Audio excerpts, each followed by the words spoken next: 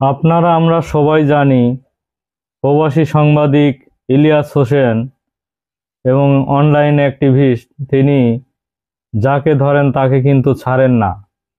সম্প্রতি তিনি সোহেল তাজকে নিয়ে একটি মন্তব্য করেছেন যে পিলখানার যে এত বড় একটি ঘটনা ঘটল, সোহেল তাজ তার আগে এবং পরে কোথায় ছিলেন, এই বলে তিনি একটি মন্তব্য করেছেন। তিনি আজকে একটি পত্রিকায় এই মন্তব্য করেন যে এই সোহেল তাজ ভারতীয় বাহিনীর সাথে গোপনে সবকিছুই তদারকি করেছিল। আসলে এই প্রবাসী সাংবাদিক ইলিয়াস হোসেন, আমরা দেখেছি তিনি যার পিছে লাগেন তাকে কিন্তু আসলেই ছাড়েন না তিনি, এবং প্রমাণ সহকারে তিনি কিন্তু সবকিছু বলে থাকেন। তেমনি আজকে এই প্রবাসী সাংবাদিক সোহেল তাজকে ধরেছেন এবং তিনি বলেছেন যে এই পিলখানার যে এত বড় একটি ঘটনা ঘটল, তিনি কোথায় ছিলেন এতদিন সেই সময়। সোহেল তাজ ভাই এত পাগলামি শুরু করলেন কেন, মন্তব্য করেছেন বিশিষ্ট সাংবাদিক এবং অ্যাক্টিভিস্ট ইলিয়াস হোসেন।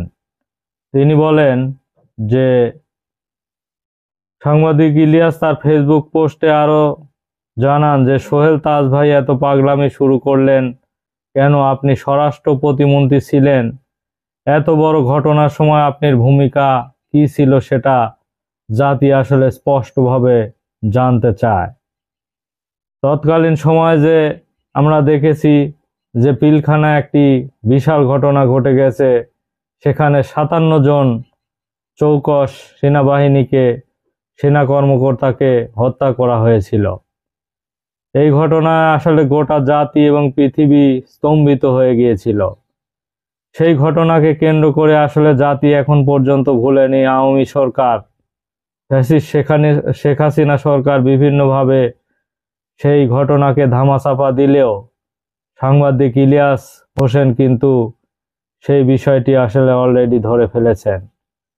তিনি বলেছেন যে এই সোহেল তাজকে উদ্দেশ্য করে বলছেন যে তিনি সেই সময় স্বরাষ্ট্র প্রতিমন্ত্রী ছিলেন এবং স্বরাষ্ট্র প্রতিমন্ত্রী থাকা অবস্থায় এত বড় একটি ঘটনা ঘটল, সেই সময় তিনি হঠাৎ করে উধাও হয়ে গিয়েছিলেন।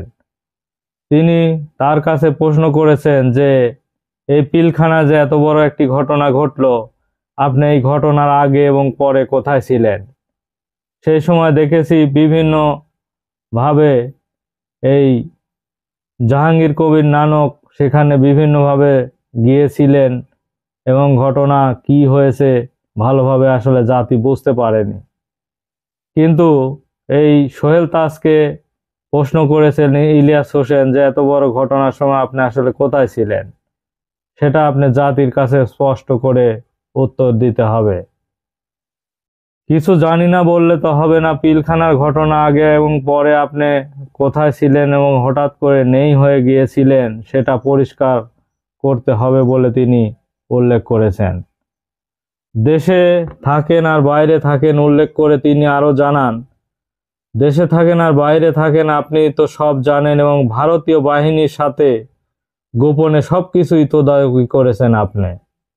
তাকে ডাইরেক্টলি এই কথা বলছেন যে পিলখানার ঘটনার সময় আপনি সরাসরি ভারতের এজেন্ডা হয়ে কাজ করেছেন এবং আপনি গোপনে তাদের সাথে এই পিলখানার ঘটনা ঘটার সময় তাদের সাথে সবকিছু তদারকি করেছিলেন।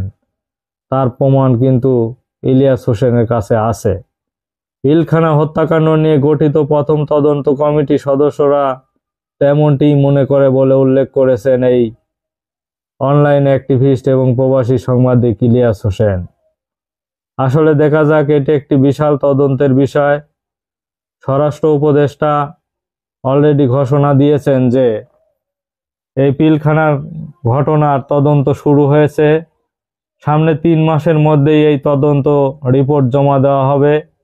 আমরা আসলে আগেই কোনো মন্তব্য করব না, তদন্ত সাপেক্ষে যেটা সঠিক সেটাই আশা করি বেরিয়ে আসবে। ধন্যবাদ সবাইকে।